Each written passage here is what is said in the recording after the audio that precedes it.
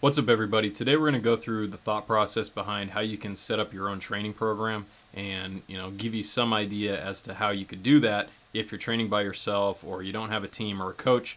This can hopefully help you at least start on the path toward developing a training program. So that way, you don't need a coach, you don't need to go buy a program. Obviously, you can buy programs. I sell programs, but I'd also like to help you guys figure out how to make your own program. So that's what this video is about.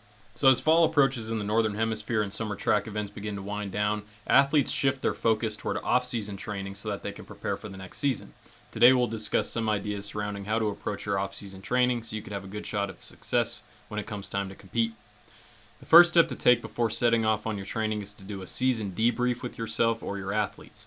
The goal of a debrief is to take an honest look at how your training went in the previous season and perform something similar to a SWOT analysis where you look at strengths, weaknesses, opportunities, and threats.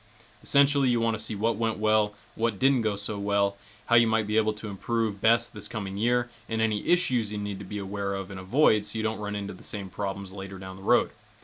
Start off by taking note of what went well in your training and competitive season. For me, I set a personal best between 50 and 60 meters, 20 and 50 meters, and 40 and 80 meters. So I know that those zones are zones that, I was pretty well developed within. I also didn't suffer any serious acute injuries, so, that was a good thing as well. Next, you want to identify any weaknesses you had, aspects of performance that were lacking, or areas you felt you could have done better within. Personally, my training was inconsistent in the fall. My strength levels were not well developed. My early acceleration was subpar compared to what I've done in the past, and chronic overuse injuries popped up in my right knee, left hip, and left groin, all of which were weaknesses that impacted my ability to perform. Now we want to look at any opportunities that may exist to give you room to improve. These may be areas you know you can improve at, but for whatever reason you did not in the previous season. In my training, current opportunities are that my strength is higher than last year, which should help my acceleration and set me up to be more powerful as I transition into more power-oriented work. My schedule allows me to train more consistently than last year, and my aggregate stress load is lower. And lastly, my leg recovery mechanics are better, which should allow for higher quality upright sprinting. Last but not least, we should consider what issues we need to be aware of that may threaten our ability to train or perform at our best. I recently had a grade 1 hamstring strain because I progressed too quickly into sprinting on the curve. I had no pain prior to the injury, so it came sort of out of nowhere at me, and this is a red flag for me. It's one thing if you notice an issue is coming up and then eventually, boom, you pop a muscle. But for me, it came out of nowhere, so I really had to go back and analyze, why did this happen and prevent it from happening by keeping those factors in mind that I was able to come up with by doing that analysis. So that's what you want to do with any threats that may exist. Also, I dealt with chronic injuries last year, so I need to be aware of what led up to those, just like what led up to the acute injury. That way I can make sure they don't reoccur. For example, how many weeks in a row did I sprint 4 times per week? What were my volume, intensities, and densities of my training in the weeks leading up to these, chronic issues that arose? By identifying these patterns and avoiding repeating the same mistakes, we can have our best shot of performing well in the coming season. Now, once you've performed a debrief, you can analyze what you came up with and use that information to pave a path forward. For me, I need to not repeat the same mistakes of training fast sprints too frequently and being relatively weak compared to what I'm capable of. The first step to take here is to think about what kind of weekly training setup or training structure would be optimal based on what you want to target in your training, what your schedule availability is, and what your aggregate stress loads are. For example, if you have no job, no kids, and are in online school, chances are that you can train fairly often. On the other hand, if you have a full-time job, you'll be taking on stress and scheduling conflicts which impact when and how you can train. My goal is to work up to sprinting fast 3 days per week, starting with 2 fast days of sprinting earlier in the year. I want to lift 3 times per week in the fall and transition to 2, maybe 1 or 2 times per week in the spring, depending on my needs.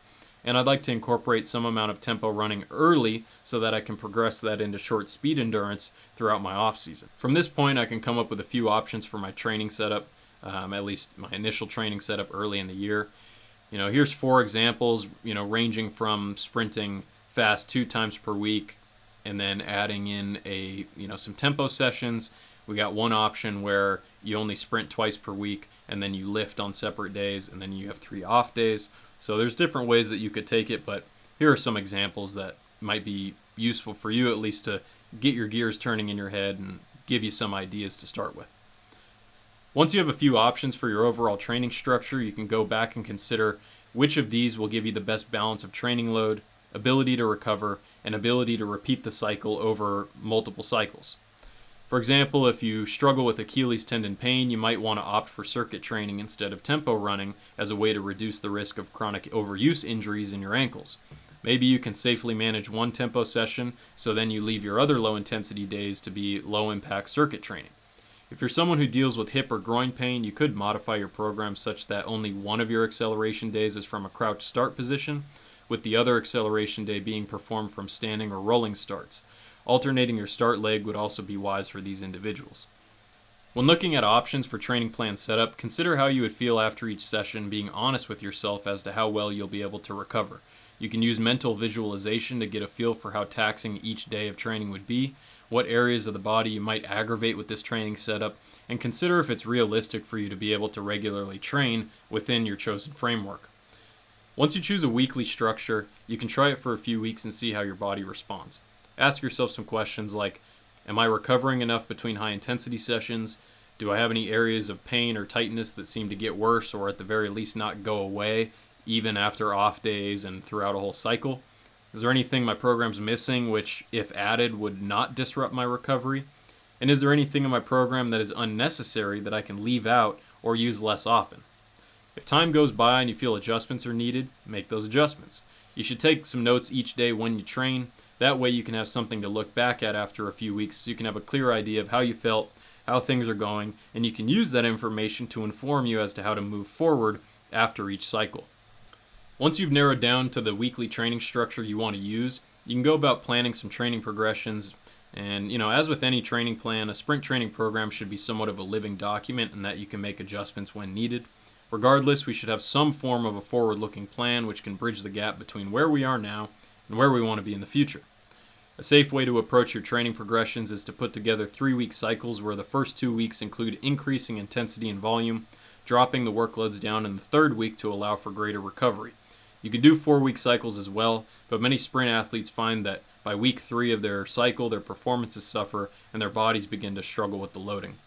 If you're considering how to progress within a cycle, an acceleration day could be 6 by 30 meters the first week at 100%, 2 by 4 by 30 meters the second week at 100%, so you're going from 6 to 8 sprints, but with a little bit of added rest between sets of 4. And then for the third week, you could drop down to 5 by 30 and do them somewhere between 95 and 100% effort, so that way you're reducing the volume, might reduce the intensity just a tiny bit, and that way you're getting that 2 weeks of increasing loading, and it drops down for the third week. And then you would repeat that as time goes on. If you wanted to progress an intensive tempo day, it could be 5 by 100 meters at 85%, 6 by 100 meters at 85%, and then the third week, 5 by 100 meters at 75%, so that way you're dropping both volume and intensity of the tempo work. Here's some examples of how you could progress from cycle to cycle. So looking at an acceleration day, maybe in cycle 1, when you do acceleration, the volumes range from 150 to 240 meters, whereas in cycle 2, it's 180 to 240 meters. Then in cycle 3, you go somewhere between 200 and 280 meters, and for cycle 4, somewhere between 200 and 300 meters. One additional point to consider is that if you're getting faster each cycle, you may not want to increase total sprint volumes very much or at all, since the intensity of the volume that you're doing will increase as your speed increases.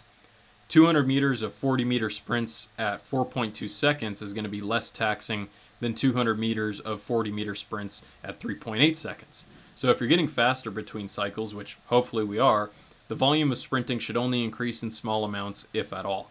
Eventually, such as when you're closer to competitions, you might start to need to decrease your overall sprint volumes. So for example, 4 by 60 meters at 100% effort in January prior to an indoor competition might be more taxing on your system than 6 by 60 meters at 95% that you did in September. So consider how volume and intensity both interact with each other, and don't just look at them as silos or as individual and uncorrelated factors in your training. At some point, you might want to ask yourself, what are we trying to develop? So deciding on what you plan to work on over the next month should be informed both by your debrief and SWOT analysis, which tell you, what you might benefit from this year, as well as within some general guidelines or best practices of sprint training. For example, initially we want to increase our work capacity for specific training loads. That way we have the work capacity needed to perform high quality sprints later when it counts. As time goes on, we want this work capacity training to shift more into developing the fastest sprints over various distances, and one way we can modify this is through rest periods. In your first cycle of training, acceleration days can be focused more on acceleration capacity, where you sprint a certain distance, take a short rest period, sprint again, and then take a longer rest period. You could do 2 to 3 of these sprints in a row with short rest, followed by a longer rest period between sets. But after a cycle or two, longer rest periods can start to be used to allow for faster times in each sprint. This would be more acceleration development training. During the first cycle, you might use 1 to 2 minutes of rest between 20 or 30 meter sprints and 3 to 5 minutes between sets, whereas during an acceleration development period, you might perform the same workload, but with 3 to 5 minutes between each sprint. This progression from shorter to longer rest periods will allow your sprinting speed to progress as the rest periods get longer, so it sort of provides for a progression in and of itself without having to modify much of the workloads other than your rest periods. Another approach is to dedicate one sprint day to acceleration capacity and another sprint day to acceleration development within the same week. The main difference here would be that the rest periods you choose in each workout are different, with the acceleration capacity workout being shorter rest periods and the acceleration development workout being, near complete or complete rest periods. So that way you're running those sprints at faster speeds and you're actually getting acceleration development out of it, not just increasing your work capacity for acceleration. In general, I like to work on acceleration and some intensive tempo early in the training year. This allows for a natural progression towards speed development and speed endurance training as the body adapts and cycles progress forward. So just to recap a little bit, hopefully this gives you some idea as to how you can set out on building a training plan for yourself in your off season that sets you up for high quality performances later when it comes time to compete. As stated, the first thing you want to do is analyze your last season of training and competition, identifying what went right, what went wrong, and opportunities you could take advantage of, and threats that you need to be aware of and avoid.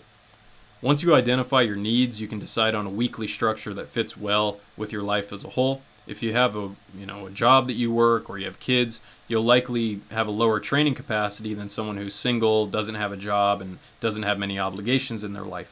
So make sure to consider what other factors of stress in your life are going to affect your ability to recover, and utilize that information when you put together a training program. When you do come up with a weekly plan, you can then build training progressions which will allow you to start with where you are currently physically and allow you to progress toward where you would like to be in a few months' time. Avoid being overly aggressive with your progressions, such as having drastic changes in training volume or training intensity from week to week or cycle to cycle. Your progressions should nudge your body toward more stressful workloads, not sucker punch it in the face with huge changes that are too much stress for you to handle. Over time, you can keep notes of how training is going and make adjustments as needed. Know that every training program ever made will probably need to be adjusted, and this is fine. Regardless, we should still do our best to set out on a logical progression of training. That way, we give ourselves the best chance possible to stay healthy, improve our performances, and perform well at the right time.